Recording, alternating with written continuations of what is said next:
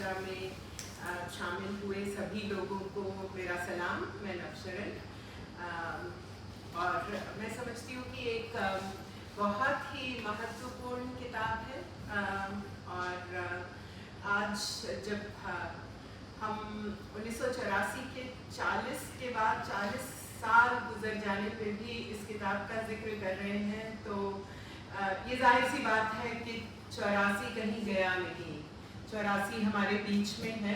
ये हिंदुस्तान के जिस्म के ऊपर एक ऐसा जख्म है जो अभी भी दुखता है, जो अभी भी रिश्ता है।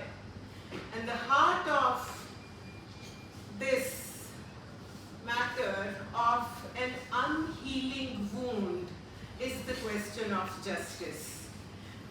जो इंसाफ 84 के पीड़ितों को और 84 एक साल नहीं है, हम आगे डिस्कस करेंगे कि वो 84 ना 84 में शुरू हुआ और ना ही 84 में ख़त्म हो गया और उसकी एक लंबी लड़ाई भी है जिसको बहुत तरीके से देखा जा सकता है। पर आज जिस संदर्भ में हम यहाँ बैठे हैं, ये किताब आप में से उम्मीद मेरी है कि बहुत लोगों ने पढ़ी होगी।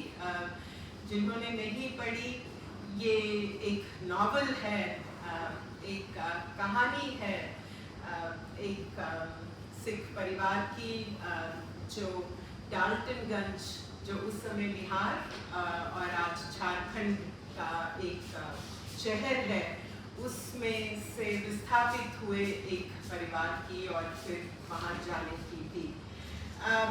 इस किताब की कहानी को लेकर मैं एक दो बातें भी कहना चाहती हूँ और उसके बाद शुरू करेंगे कि ये एक 84 के बहुत सारे रजिस्टर हैं, 84 बहुत तरीके से देखा गया है और डाल्टनगंज भी एक रजिस्टर है जो परमजीत की किताब ने हमें इंट्रोड्यूस किया। और मैंने ये भी पाया, मैं खुद पंजाब से हूँ, कि डाल्टनगंज वालों के लिए पंजाब भी एक अलग रजिस्टर है 84 का, जिससे हमें परमजीत ने वाकिफ कराया। और ये किताब एक ऐसा रिकॉर्ड है जो मौजूद नहीं था। ये रिकॉर्ड एब्सेंट था। ये रिकॉर्ड बनाया गया है स्मृति से, और स्मृति भी एक खास किस्म की है। ये स्मृति व्यक्तिगत भी है, सामूहिक भी है। ये स्मृति एक बनती हुई स्मृति है, ये स्मृति जड़ नहीं है।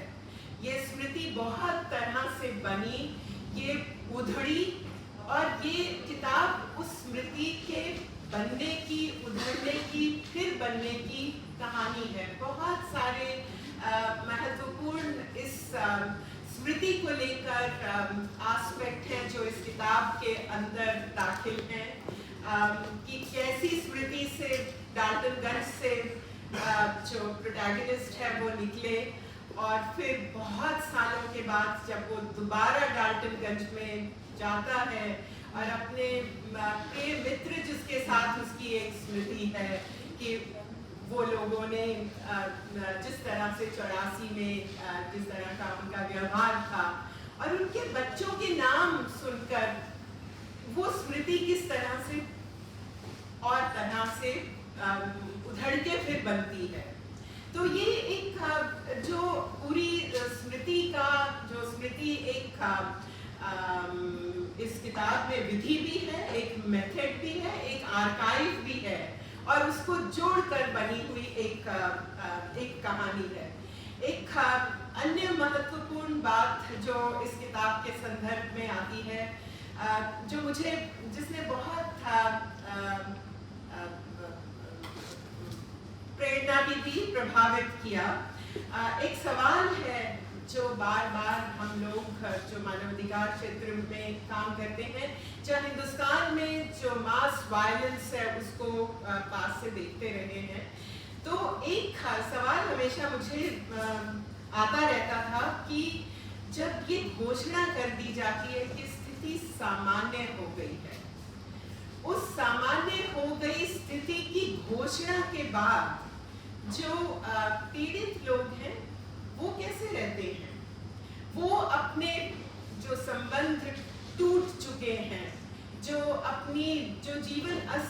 व्यस्त हो गया है उसे कैसे समेटते हैं, उस टूट चुके संबंधों की पीड़ा को कैसे बर्दाश्त करते हैं, उसके मलबे के भार तले जब वो दबे हुए और फिर निकलने की कोशिश में रहते हैं तो क्या होता है।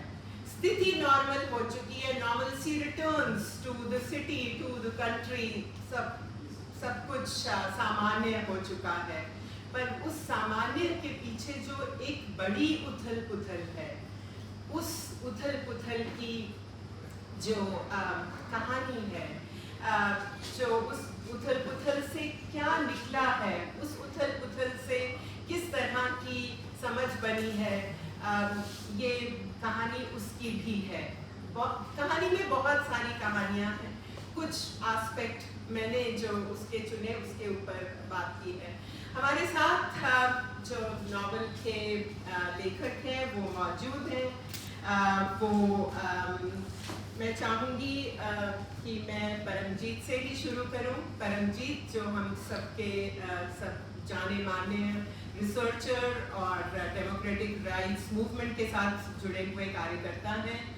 हिंदुस्तान की जो डेमोक्रेटिक मूवमेंट है उसके साथ उनका पिछले कई दहाकों से तकरीबन 30 साल से ज़्यादा से वो वाबस्ता है, और जिस तरह का काम वो करते रहे, चाहे वो विकास और विस्थापन का मामला हो या ह्यूमन राइट्स वायलेशन हो या दंगे हों या जो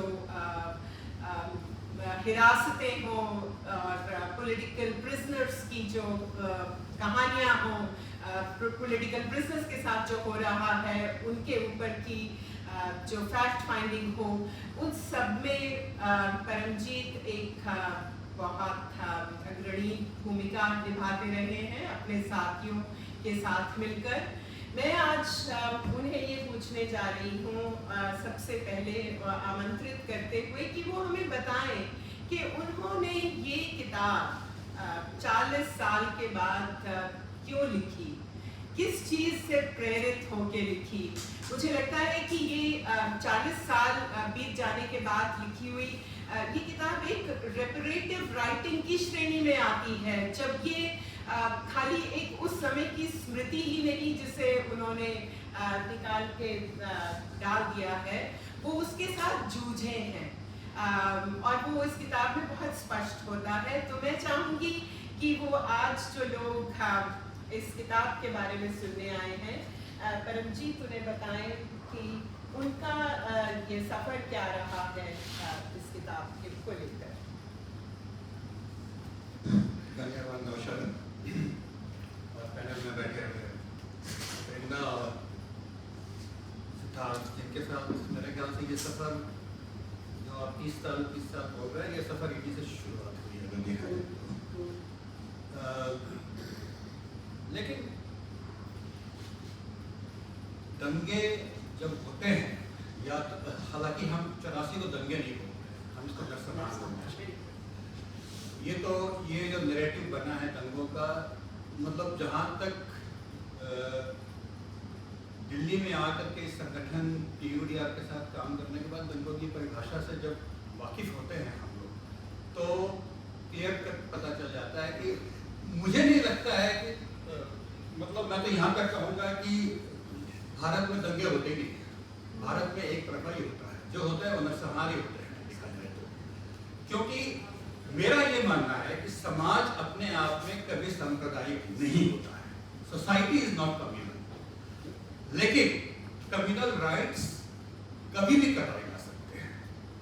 और जब ये जब इतने सालों की अपनी एक्टिविज्म के साथ जुड़ने के बाद कई तरह के सांप्रदायिक इश्यूज के जब हम लोग फैक्ट फाइंडिंग में करने जाते थे, तो सोच के जाते थे कि हम दंगों की जांच पड़ताल करने जा रहे हैं, लेकिन जब वहाँ पर जाकर के जब लोगों से बात करते थे तो उन बात से पता चलता था कि हम इसको दंगों की कैटेगरी में डाल ही नहीं सकते। ठीक है, मतलब कहीं अपने बचाव के लिए या अपने सेल्फ डिफेंस के लिए कुछ भी हो सकता है, लेकिन उसको हम दंगों की कैटेगरी में हमें नहीं डालना चाहिए। जहाँ तक नौशरण का ये सवाल है कि ये 30 साल के बाद 40 साल के बाद क्यों? जिंदगी हम लोगों की भी उसी तरह शुरू होती थी। जिस शहर में मैं रहता था एक बहुत ही प्यारा शहर था, कभी वो दिमाग से दिल से निकला ही नहीं देखा जाए तो। आज भी जब सुबह सो के उठता हूँ तो लगता है कि वही नदी का किनारा है, वही पहाड़ है, वही जंगल है, वही बियाबान है। घर और 10 बस शहर में लाइट नहीं है, लेकिन उसकी हमें कोई कंप्लेंट नहीं है। वो एक नॉर्मल है हमारे लिए, क्योंकि हम उसी में रहे हैं, उसी में जिए हैं। और मतलब बल्कि वो मैं कहता हूँ कि एक समाज का जो ताना बाना बनता है वो इन्हीं अभावों से बनता है। ये जो सामाजिक रिश्ते बनते हैं वो तभी बन पाते हैं जब आपके पास जब एक इन सब बातों के लिए बात करने की जगह है। तो मैं जब इस किताब के बारे में मैं सोचता था कि मैं कुछ लिखूंगा, उससे मेरे मन में ऐसा नहीं था कि ये किताब का जो फॉर्मेट आज आपके हाथ में है ऐसा कुछ नहीं था। ये ऐसी किताब थी ही नहीं, मन में था लिखने का। उसका एक कारण ये था कि जब हमने वो शहर छोड़ा या छुड़ाया गया या छोड़ना पड़ा, इसको किसी भी रूप में लिया जा सकता है, तो मन में नफरत थी, द्वेष था, द्वेष की भावनाएं थी और बदला लेने की भी भावनाएं थी। 18 साल की उम्र थी उस समय।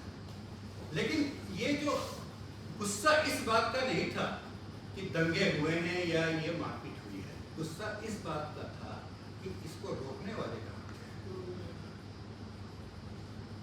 मैंने पंजाब के बारे में कभी नहीं सुना था, ना मैं पंजाब को जानता था। हमें श्रीमती इंदिरा गांधी ने पंजाब दिखा दिया। मैं तो ये कहूँगा मेरे पिताजी जो इस बुक के में भी हैं, वो पहली बार पंजाब को दंगों के बाद ही देखते हैं। उनकी भाषा, उनका समाज, उनका संस्कृति, उनका सभ्याचार, जिसकी भी आप बात करें, उनकी राजनीति और उनका राजनीतिक जीवन जेपी मूवमेंट से लेकर के शुरू होता है। जेल भी जाते हैं, वो वहाँ की बोली ही नहीं बोलते हैं। घर में हम कुछ भी बोली बोलते हैं, हमारी मतलब वो थी नहीं। मतलब मेरा कहने का मतलब ये है कि जब माइग्रेशन और हिजरत की बात चलती है तो वो लोग कहाँ थे जिनके साथ उनका सामाजिक ताना बाना था। मुझे इस बात का गुस्सा था, गुस्से से लेकर के ये किताब मेरे मन में पिछले 30 साल से घूम रही थी। लेकिन जब किसी कारणवश दिल्ली में आना हुआ, दिल्ली में कैसे आना हुआ वो इस किताब में है अच्छी तरह से। कुछ और दौर से गुजरा हूँ, वो उस दौर की कहानी भी है। तो जब एक सामाजिक संगठन ने हाथ पकड़ा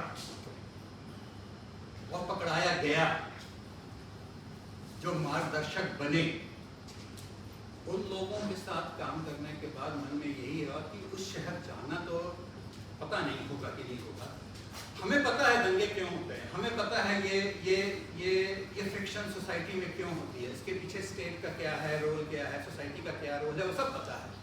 लेकिन कभी अपने शहर के बारे में ये दिमाग में कभी नहीं आया था कि वहां पर क्यों, क्योंकि वहां पर एक सामाजिक ताना बाना इतना अच्छा बना हुआ था, तो क्यों हुआ।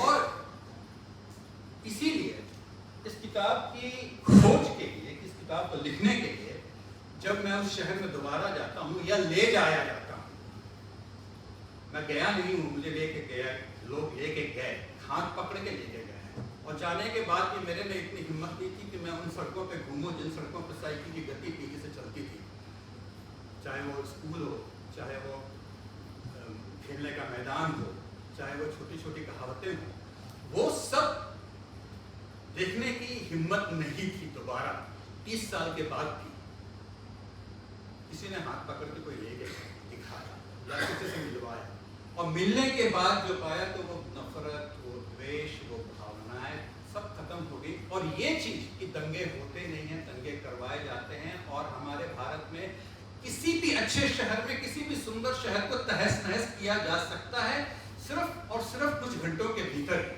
क्योंकि जो कुछ भी हुआ कुछ घंटों के भीतर ही। 1 घंटे पहले हम मैदान में खेल रहे थे, 1 घंटे पर छत पे खड़े होकर चिड़िया मार रहे थे, और दूसरे घंटे में वो काला धुआं पूरे शहर को के ऊपर छा जाता है और अपने बेगाने बन जाते हैं।